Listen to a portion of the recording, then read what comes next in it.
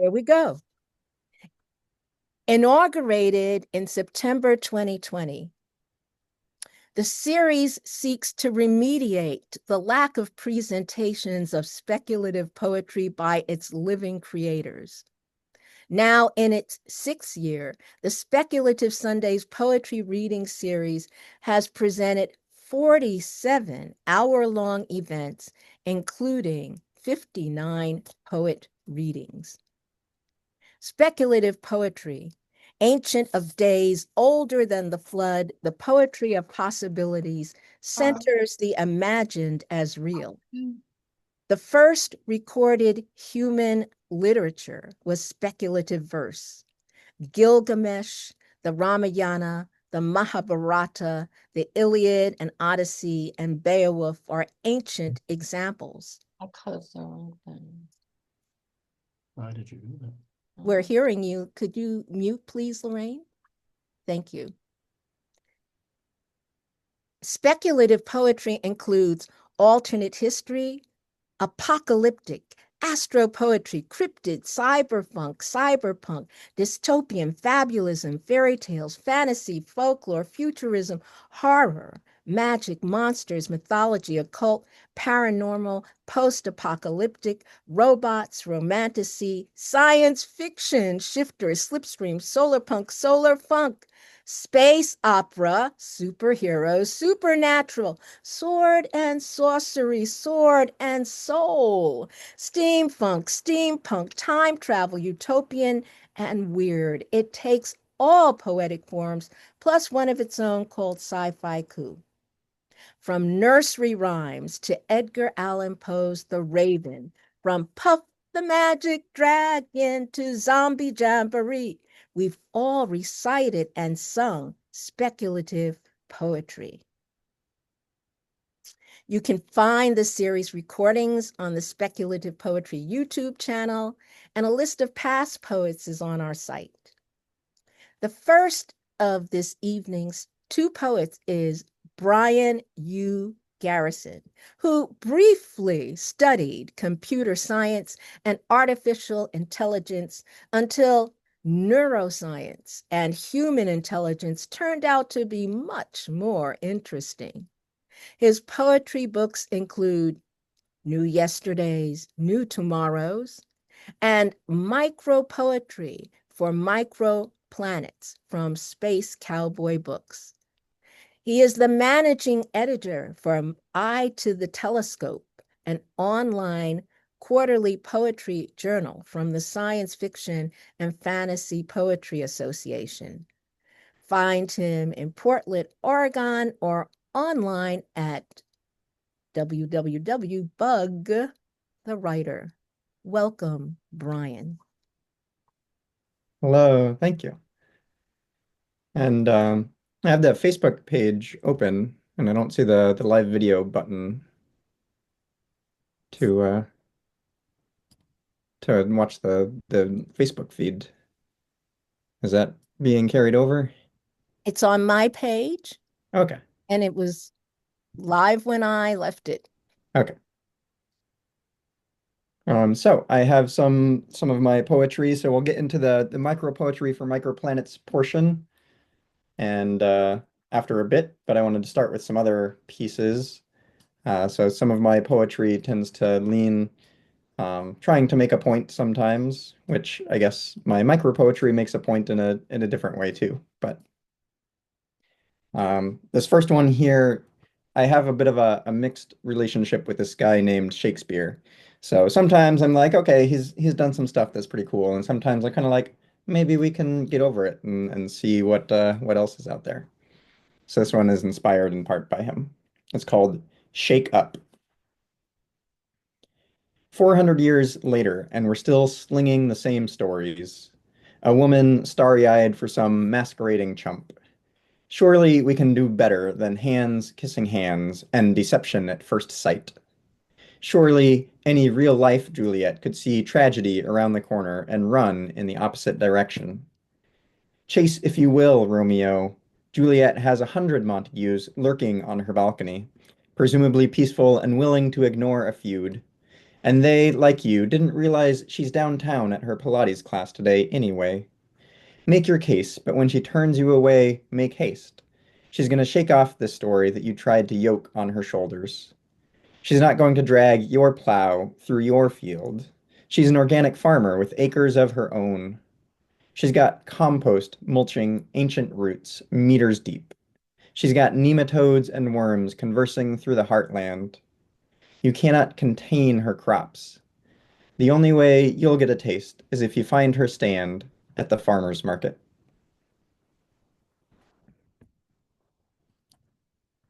So that one is possibly one of the least speculative that I'll be reading today for those who want to kind of parse the fine details of, okay, is this speculative? Is that not speculative?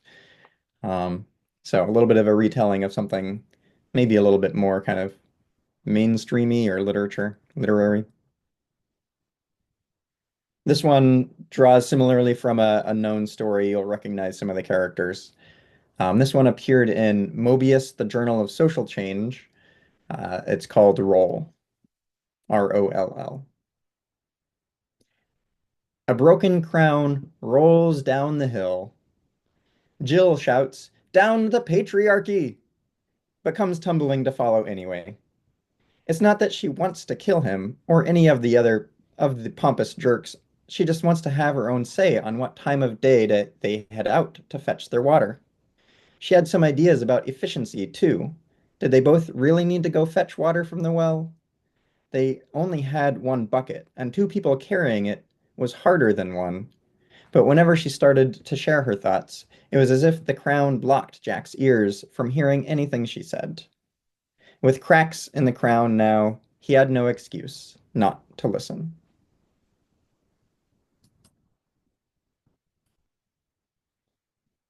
And this one is still kind of in that fantasy realm, a little bit leaning on nature from its inspiration. So if you've been out on the coast and watched the birds when they're flying into the wind and they're, kind of flapping their wings but not really moving anywhere. So I saw one of those birds and then kind of thinking of the albatross who's kind of out there always having to stay afloat for so long. And then similarly inspired by not a bird, but the chameleon. So there's I think one of those nature documentaries has a video of a chameleon being born, and they come out with a little bit of goo on them to kind of help slow them down as they're falling out of the tree. But they also have to kind of reach out and grab and hold on for life. You're born, and just right away you've got to be maintaining, hey, I'm up in the tree and I want to not fall to my doom. So this one showed up in a journal called Corvid Queen. When you're born on a breeze, you must catch your falling newborn self on unused wings. Few find stability in the air, but for you, hovering above infinite water is the only option. You have no warning calls. Your ancestors took flight long enough ago, and no predators were skilled enough to follow. Muscles tuned through centuries to every gust, gale, and microcyclone elevate your wispy body between the clouds. When you rule the winds above the troubled seas, lightness comes naturally.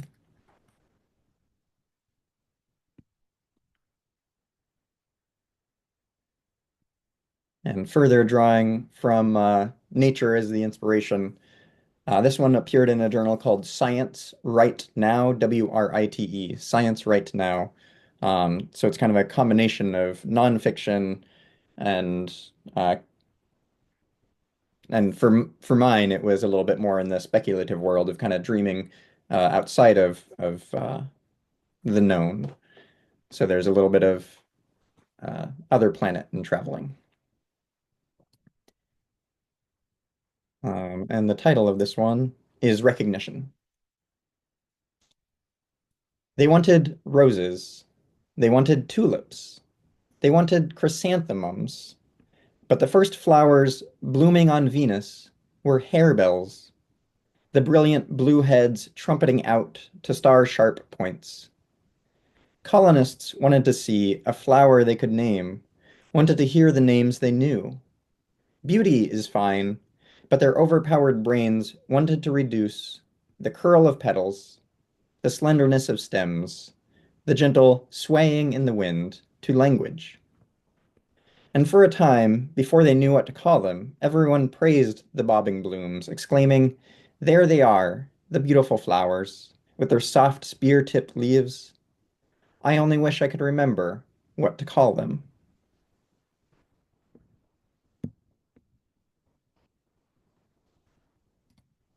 Thank you. So I have some that are a little bit sweet. This one is inspired a little bit by the background in neuroscience. It's called Finding Love with a Brain Scanner. And it is one of few um, man, what's the format? Sonnets. One of the few sonnets that I have ever written. Should I blame love on a dose of oxytocin and other juice that squirts between my ears? My sweetheart sets my mind and heart in motion. A kiss makes me forget about my fears. The noisy hippocampuses and amygdalas, they chatter on with nucleus accumbens, like springtime soil sprouting flowering sprigdillas, while birds and butterflies flit in wild rumpuses. The feelings that I wish could last forever will come and go, like hunger, thirst, and sleepiness. But love won't swirl my heart for just whomever. My brain knows how to find my sweetie's sweetiness. I listen with all of the feelings I can find: heartbeat, neuron, language, soul, and mind.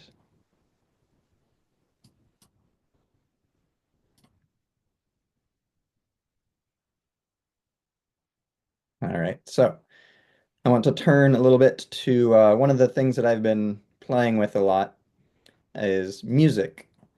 And so I have this recurring character, a recurring theme, the jukebox, that is just kind of an angle to kind of come in and start to get a little bit poetic, a little bit speculative, a little bit kind of otherworldly, and see where things go. So this first one is called Soundscape of the Deep Woods. Out where the forest folk chat with the frogs, where tree spirits masquerade under wild winds.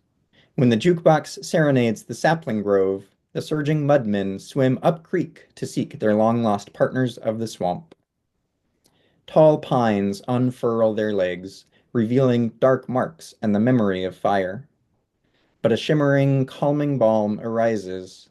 Strands of silky mist wrap tight to form a dress for a full night of waltzing. The ambience oscillates, unknown to human ears, casting timbers that scratch the immutable, weaving harmonics that entangle the soul. The transient vibrato of starlight coiling, the opalescent resonance of synchronous salamanders.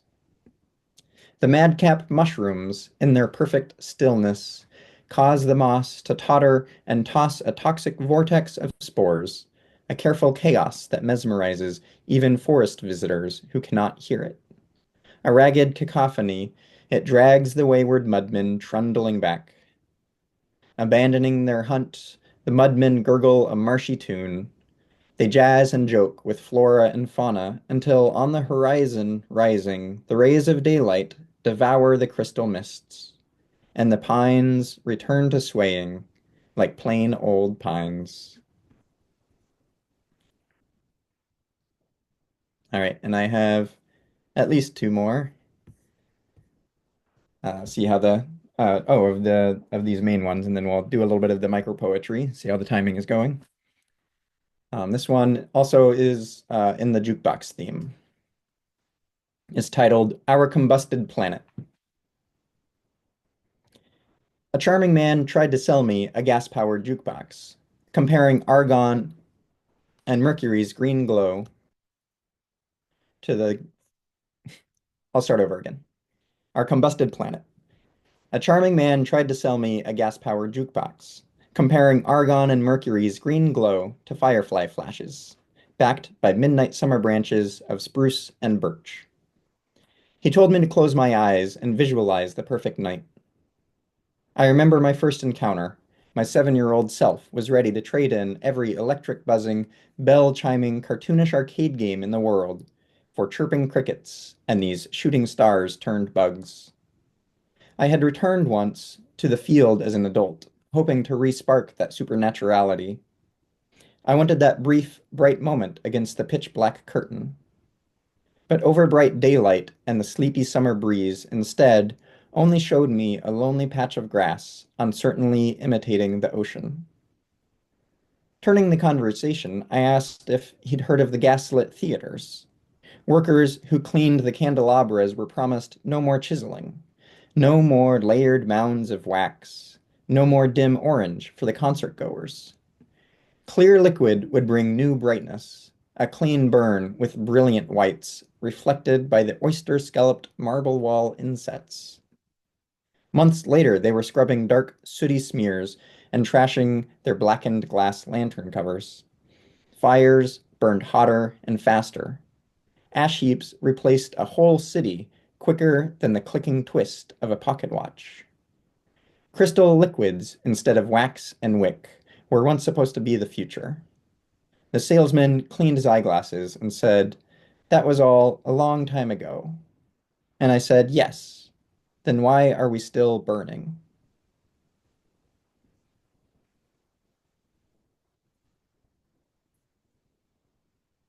And closing the jukebox section here is Organic Scramble, a little bit of an anarchist, burn it to the ground kind of approach. But I think there are a lot of people with a lot of approaches to burn it to the ground. So this isn't a blanket statement of advancing any particular modes of burning things to the ground. Just saying that, hey, maybe we could think about different ways of doing things. Organic scramble. We don't tend to think of earthquakes as pollinators, the way a bumbling honeybee caressingly blesses the yellow patch of happiness between bright petals. Imagine a cupboard of petri dishes growing their own goo, self-contained and separated with antiseptic purity. Ground shakes floors, shake walls, shakes cupboards alive, and the science lab erupts in harmonic cacophony. So grows the music of the probiotic composting jukebox. In the breakdown comes rebuilding. Fertility multiplies in pregnant pauses between songs, and anything is possible. New sounds scream with potential. Hypnotic wavelengths pulse toward a slow flow revolution. No shuffling through stagnant progressions, just quasi-organized chaos warping mesmerizing chords. If static white noise is maximum random, and a pitch pipe's lonely droning is perfect stability, this jukebox cooks for Goldilocks. New sounds bloom, flexible in the wind and scattered like wildflowers. Trimmers topple stacked rocks, castles crumble, but good shit keeps painting the hillsides with a palette that draws from every spectrum. Whether you crave the nose-scratching pungence of peppery sulfur, whether your transcendence arrives from kaleidoscopic dizzy-making, or whether you seek the sweetness of honey, sink your shovel and dig it.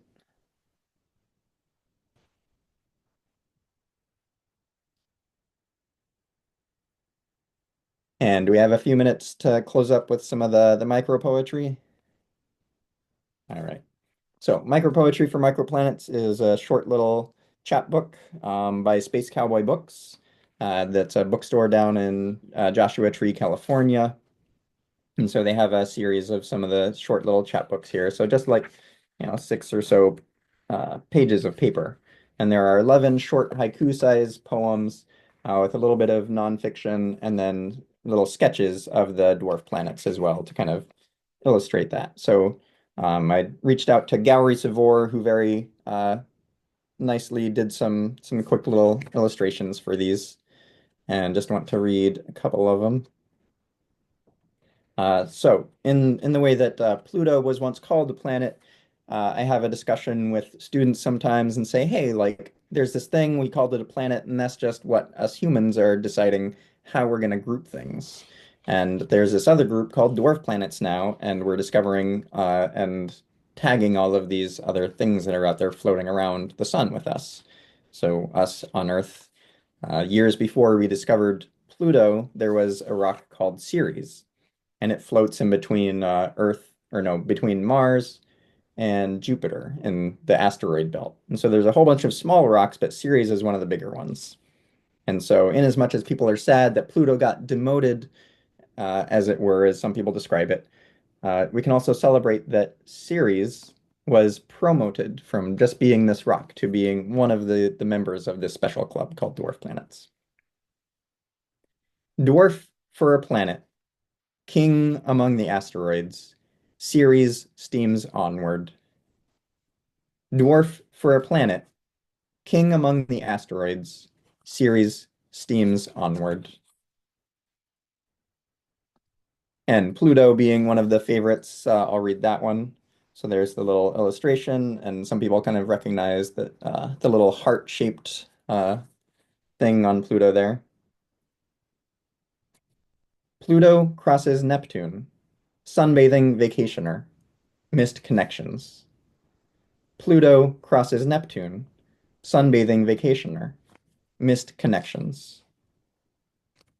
And the little nonfiction blurb here is, like snowbirds flock to warmer climes, Pluto occasionally drops closer to the sun than Neptune, but they haven't smashed into each other yet. So just a little illustration that it is a little bit chaos out there. And space is big, and the rocks out there are cold. And so one thing that hopefully readers of this, and when I talk to students about this, try to help them appreciate, hey, we've got a nice rock here, Earth, that has air, it has plants. If our ship breaks down, we can step out and continue walking without having to have, our second and third and fourth and fifth backup supply of oxygen. If we want to go make a sandwich, we've got the ingredients either maybe in the fridge or maybe down at the store. It's a really great place we've got here, Earth. And to close up here, one of the things that I also like to emphasize is kind of remove some of the human centricness so that we can think kind of more broadly. And so the last two poems one is for the ones that have been seen but not given a name. And then the very last one here is for all the ones that the humans haven't even seen. So for all the undetected odds and ends. Silent through the darkness. Why do humans need to see? Swim undiscovered. Silent through the darkness. Why do humans need to see? Swim undiscovered. Thank you. Thank you, Brian. Oh my goodness.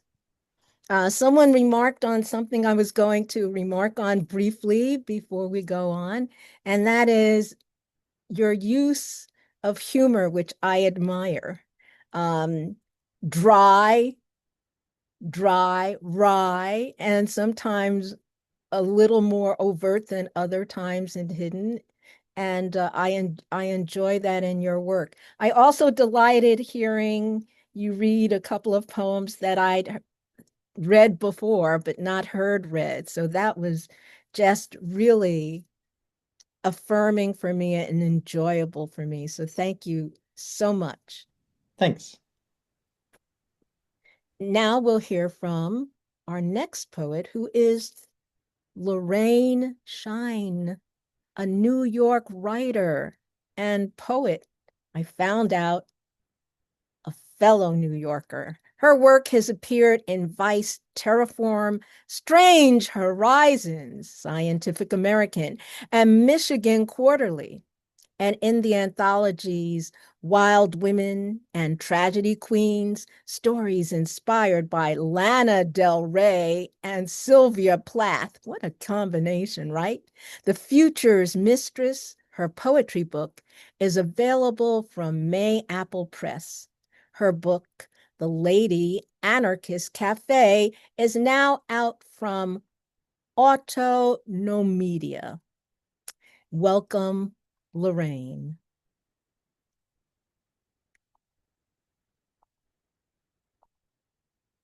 And we're trying to get her to unmute. There we go.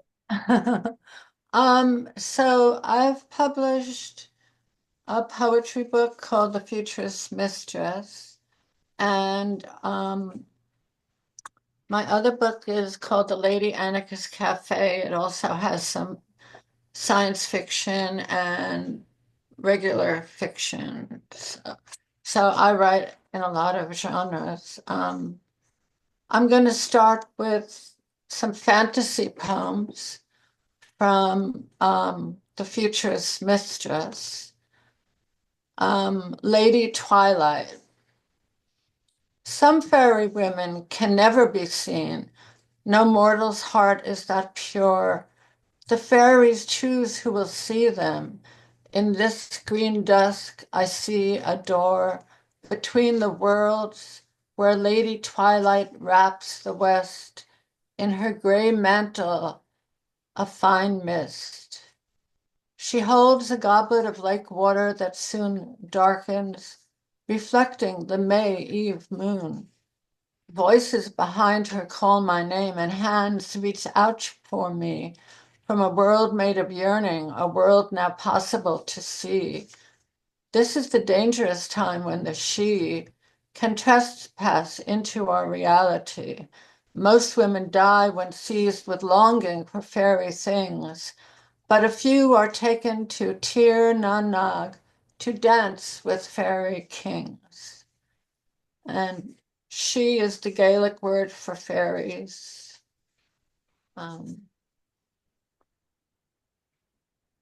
This is about Dorothy from The Wizard of Oz. Dorothy's poem. The long gray hair of the rain had fallen. She slept on the old down comforter of the sky. When she woke up, she dreamt that her house was flying, that a witch rode by, past the clouds on a bicycle. Where was the air going? The wind poured out from her eyes. Mm. And couple of more fairy poems, and some ecological poems. This is called The Coral Fairy. Under all seas, my wings breach branch red filigree, redder than the sun's reflection on the sea, where insolent mermaids bask, naked as seals on thrusting rocks, taunting passing sailors shamelessly, flaunting my bright polyps as their jewelry. My eyes are bioluminescent deep water, the green glowing dark of ocean trenches. I shelter scared fish who seek refuge in me, and sometimes save a drowning human to be my captured changeling for company. To create a child, I bud myself asexually, break a calcium bloom into fragments of me, or spew eggs from my mouth to build a new colony. If you touch me, I calcify, wings perished to white, bleached to a ghost, brittle boned. No more can I spread my red wings through the sea.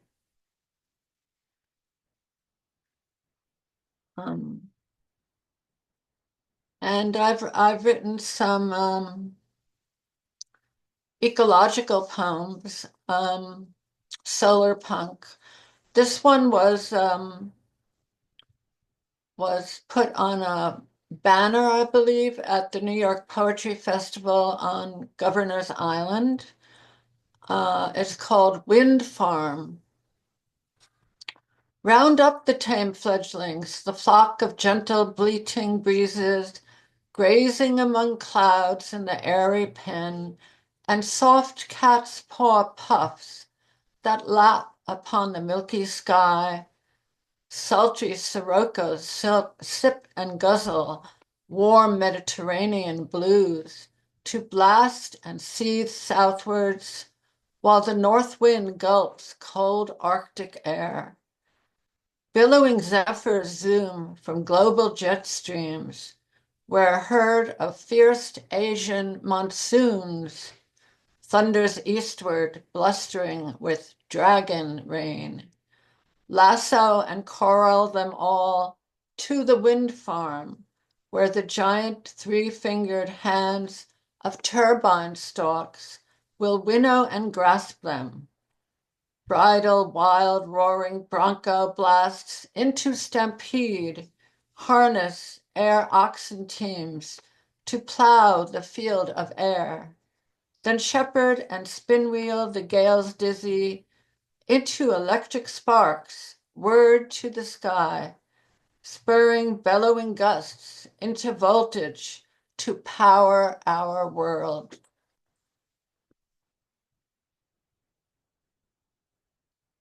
Thank you. This is a new poem, and it's not science fiction at all. Unfortunately, it's called Crazy People on New York Transit. On my Q66 commute, the lady with the wild eyes sitting across from me stopped staring at me like that. I lower my eyes and change my seat at the next stop. Or the one who accuses me of pushing her when I try to get off the crowded bus. You're pushing me, she says, giving me a huge shove. I stumble off the bus and walk away fast. On the subway. Be careful what you say. If you wedge yourself in next to a man spreader, don't ask him to move, or he may start screaming at you that you're taking up his seat. The man playing the toy saxophone who announces, I'm from another planet. The man dressed in a horse costume.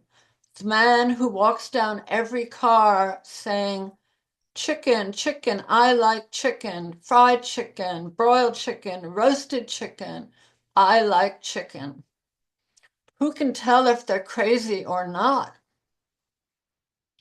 On the Peter Pan bus to New Paltz, the schizophrenic college girl who has been mumbling to herself since she got on in two different voices, has locked herself into the bathroom where she continues the dialogue with her other self, who is maybe a talkative ghost or a fairy or a reincarnated person from another century, speaking through her, which means the girl's a psychic medium.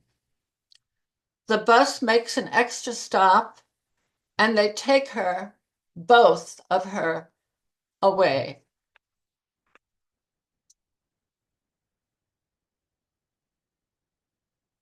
That was a true story. I think you all know that if you're from New York.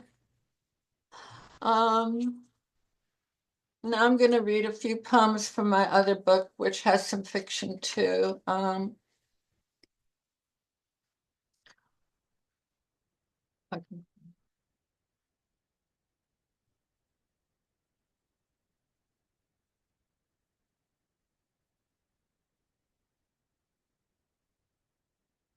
Three anarchist poems.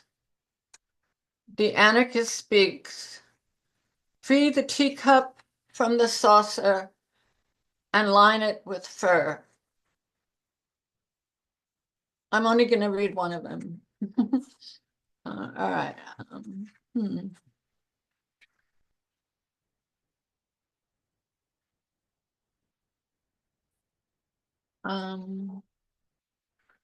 This is about the East Village from 1985. So it's also not a speculative poem.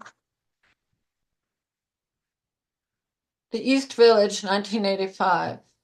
Under a broken china sky reflecting the street, the East Village whirs like a gargoyle mécanique, flows like a lava lamp, erupting its slow purple blobs, tempts like St. Mark's spreads of clothes that were robbed, cries like a hell's angel with torn off wings, gleams like the silver in a poet's nose rings, protests like an anarchist in love with a government clerk. Will love save the day? Will he have to work? The village clouds tick like a bomb overhead. A tenement gets ready to explode all its beds. As I walk by, plotting my 11th Street roost, a man rides by on a bike with a goose. He wears a coolie hat. The goose sits in a green crate. Perhaps next I'll see a rabbit saying he is late. Buy a red candle for love from a 9th Street witch, a purple one for dreams, a green one to get rich. She'll read your future in the cards with scrying crystal eyes, and in the store's back garden do the flower fairies fly. Love saves the day, so do kitschy 50s wearables, but art saves the night and makes mornings more bearable. I think some of you may have recognized the names of stores from days long past in that poem. Basic black. In the East Village, the punks wear black. The rockers and mods before them wore black. The beats before them wore black. And the rabbis before them wore black. Black is the color of abject conformity.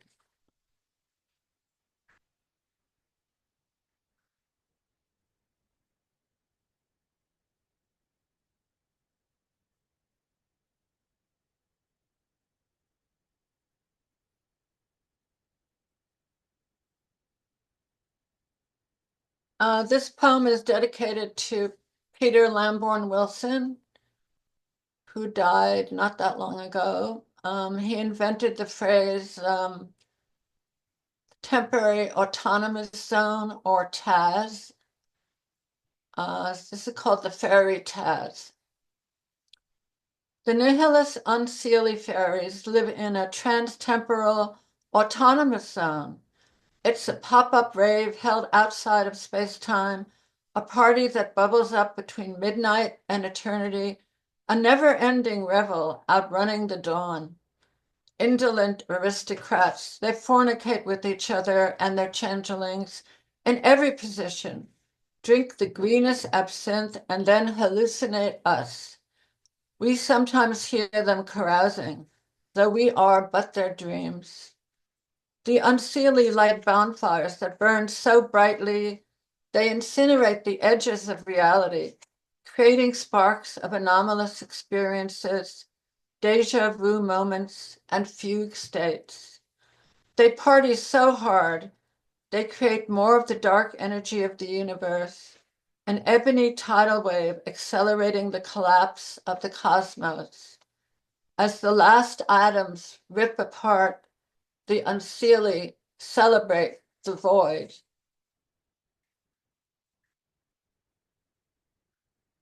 Thank you.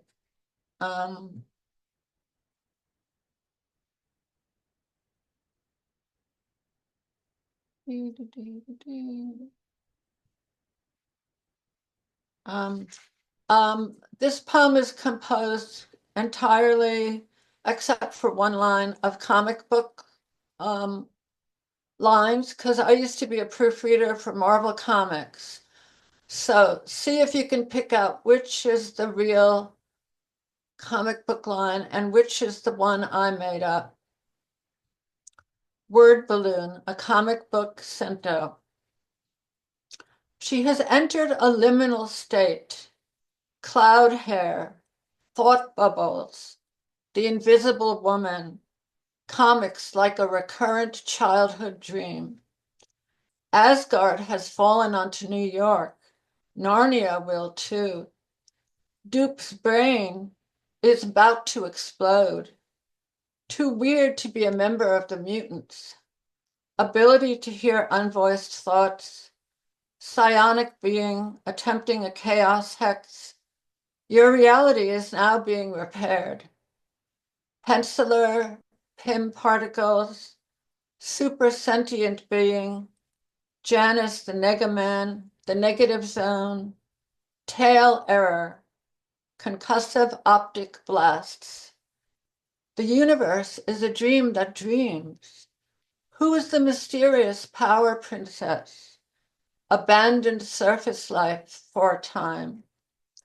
My kingdom is a lonely one, where the occult and the everyday intermingle, where the superhuman and the supernatural meet. Water will conquer air, airlings. Any guesses? No? No comic book readers?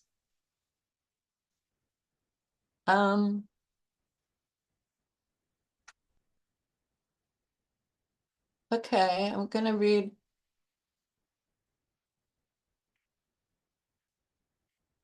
a poem about the monkey's mother, the mother of the monkey, Mike Nesmith. Inventions. When whiting out the sky's typo with the blob moon of liquid paper, remember Bonnie Nesmith Graham, who, after inventing monkey Mike Nesmith, invented it. She was an artist who had to be a secretary, but was a lousy typist. One day she took some white tempera paint and a watercolor brush to the office to cover her mistakes. Soon her fellow secretaries were clamoring for it.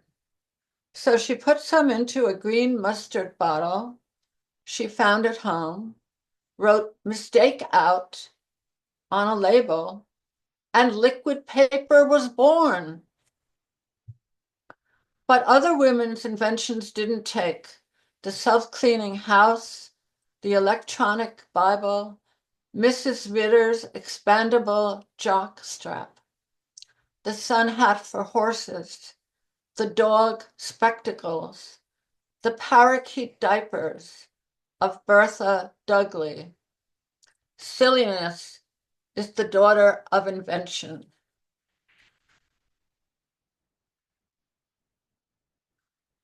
Thank you.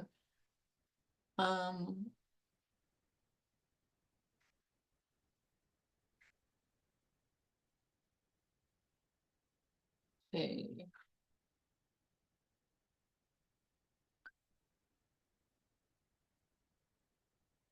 And here's some poems about New York.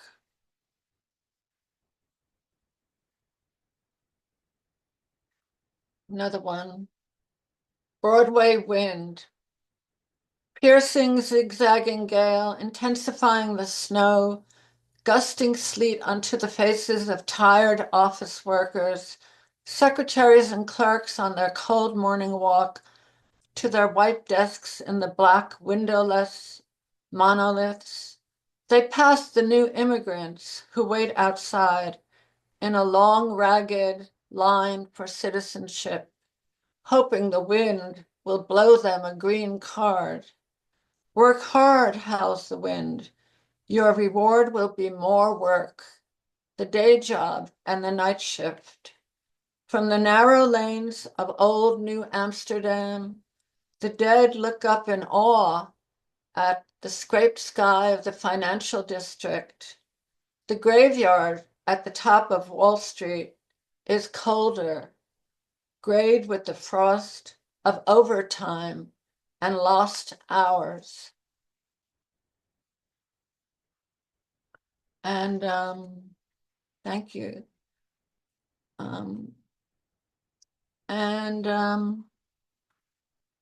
This is the one, see if I can find it.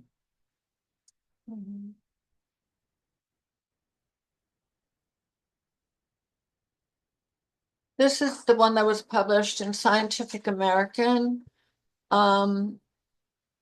It's a cento, which means it's a poem made out of lines from other poems or sources. It's not exactly a true cento, but what I did is I took an article from Scientific American and I used the different lines for a cento. Though I had to tweak it a little. A quantum cento. Time crystals could soon escape the laboratory. These quantum systems made of time and light are potential fugitives into our reality. By shining twin laser beams piped into a tiny disc-shaped crystal cavity, this new class of matter was created unexpectedly. Detected by emitted luminosity, they spin and oscillate to the same height, repeating to the same frequency, like ticking clocks with a predictable periodicity, but patterned across time, invisible to sight. These structures from quantum impracticality, inherent crystalline metronomes might migrate into our future timekeeping technology. And I think I'll end with an Arthurian poem, because I like, well, first I'm going to read a very short poem, a haiku. Recipe. My alien neighbor asks to borrow a cup of stars. I'm going to read that twice. This is so short. Recipe. My alien neighbor asks to borrow a cup of stars. And I'll just end with the lady in the lake. I am a deep hollow filled with water and live in this clear blue castle that none can see. Its crystal gates, portals to other worlds. My throne is encrusted with fine sand, pearls, and your flung offerings.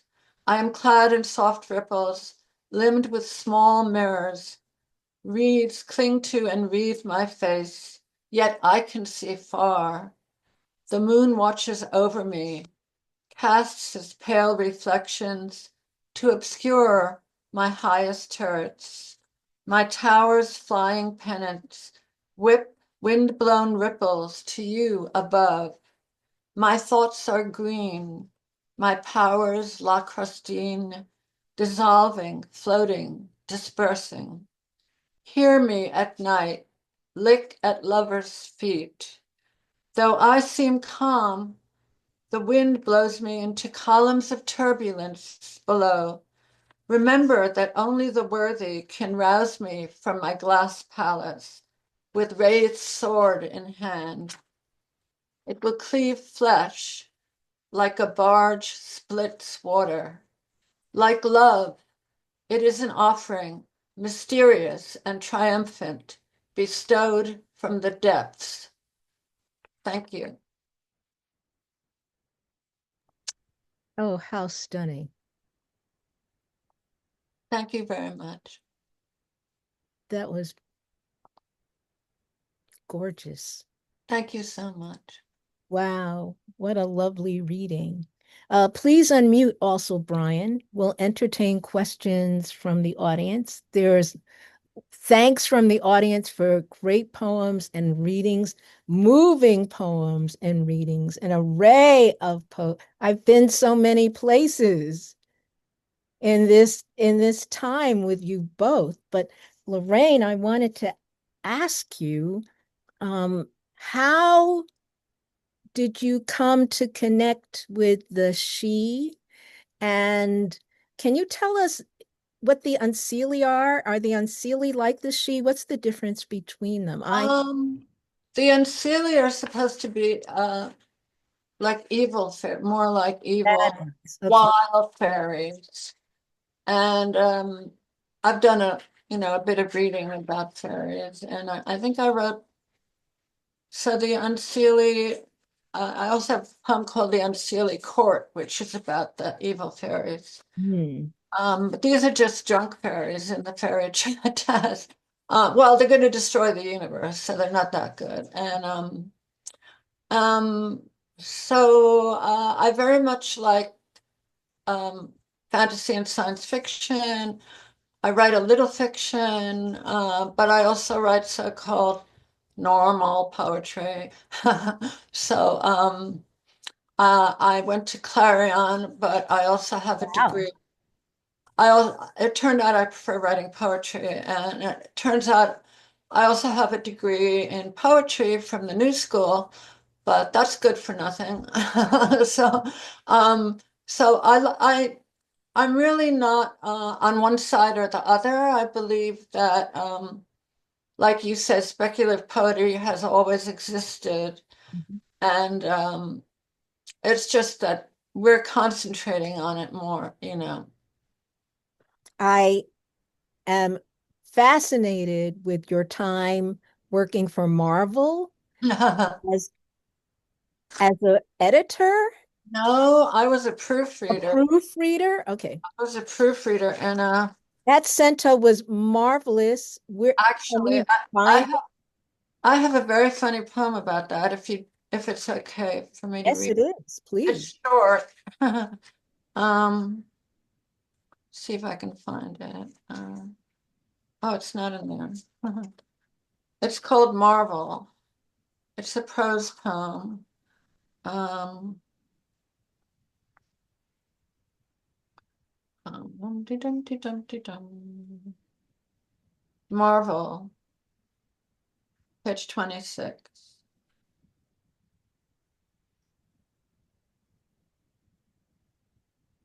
Marvel. She worked in the comic book factory for one of the major manufacturers of childhood dreams. All day she sat proofreading at her desk, toiling over the misspellings on the splash page, the incorrect word balloons pointing to the wrong characters, Mm. whose pasts and powers defied continuity, changing with each issue. She corrected the names of superheroes who came from many different planets and dimensions, probably planets where no one could spell. While changing the name of a supervillain one afternoon, she hadn't looked up to see the edges of the room stiffen into lines, then blacken and rectangulate her, enclosing her in a panel. The word balloon issued misty from her mouth, its tail firming into a sharp white point. It filled with a misspelled scream that only the imagined heard. Wow. Yeah. My boyfriend, by the way, is was a comic book writer, and it helped me to get that job. Wow. So Um, Yeah, that poem went places. At first I was kind of like you're building up the character, the proofreader as this person who's kind of like doing the work against the Unseelies, but then I think those Unseelies start to come in and cause some havoc. I, right. I was thinking about the older metamorphoses, and I'm trying to remember the first one where the guy becomes the bug, and I was just like, oh, Oh, Kafka. Kafka. Yeah. Okay, so I was just like, all right, she's making this. We start out normal, and she's making this totally surreal. I've got a question from the audience for Lorraine, and then I want to turn in our last moments to ask Brian a question. Lorraine, these evil fairies are like the Wild Hunt, and I don't know what the. I'm not sure. I think they probably are, but I think when it comes to myth and fairies, there are a lot of different names for similar things. So I haven't really researched that enough to know. Well, the Wild Hunt is like evil, like evil fairies. So they probably are associated with it. But it's just like comic books and myths. There are many different variations and many different names, and I'm sure if you looked it up, you would see that there were similarities, but I haven't done any real research on it. But I think they also are probably connected. So I wanted to ask Brian about forms, and you could chime in too, Lorraine, but Brian said that there was only one sonnet. And so I just wanted you to chat a minute about your preference for forms and your attraction to sci-fi coup. Yeah, so I think certainly haiku are, one that a lot of people are introduced to very early on, and that was true for me in my schooling. And there was, a little bit in elementary school that I remember kind of the teachers having us, count the syllables and run those forms. And so some of mine tend to be, simpler or abandoning some of the more advanced rules of haiku. And that's part of the rationality for calling the one micropoetry for microplanets, in that, it's not truly trying to imitate haiku. It comes from that tradition, but kind of goes in different directions. So haiku is one of the forms, and then kind of later in high school, it became a thing where we would do them occasionally, just kind of like for, I don't remember if teachers specifically assigned them or they're just like people in the friend circle that kind of were like, hey, look, a haiku 575, isn't that fun? So then I continued with that a little bit into college and kind of stuck with that as one foray into doing some of the more advanced free verse stuff. Um, Uh, and yeah, it's just kind of fun to kind of live within the constraints now and then and be like, okay, well, it doesn't have to be something long. I don't have to spend a lot of time thinking about, um, where do I want the line to end, because there is kind of a natural ending. And then, it's a different way of kind of playing that puzzle, versus kind of fighting with line endings or line breaks in kind of a free verse approach, because that's a whole different way of going around. So it's fun to play with them now and then. I don't do it as much, but the book Micropoetry for Microplanets came out because I was doing kind of this set of them, and it kind of took a little bit of interest, and then I finished out all 11 of them and kind of expanded from there. So I didn't necessarily anticipate that being what was going to be kind of next on the horizon, but it bubbled up to gain some attention, and has been a lot of fun to kind of use that as an angle to then talk about the bigger picture. Because that's,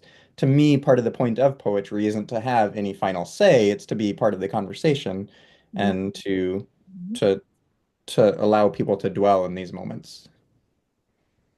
we enjoyed dwelling in the moments for both of you, and our time is up. It goes so fast. It goes so fast. Thank you, Brian. Thank you, Lorraine. Thank you, Lorraine. Thank you, Brian. Thank you, audience, you. listening. Thank you, Akua. Please look for these wonderful works. As I said, I'd read a couple of Brian's before on the page. It was wonderful to hear it come from the voice box of the creator. Please keep supporting speculative poetry. I wish you all health. I wish you all peace and sustenance in these trying, chaotic times. May you all retain your sense of self and self-worth. Be well, and thank you very much for joining Speculative Poetry. Thank you for organizing this, Akua. Yeah. Thank you for reading. They were wonderful readings. I look forward to even listening to this again. The recordings will be posted, folks. Be well and peace. Thank you. Thank you. Night.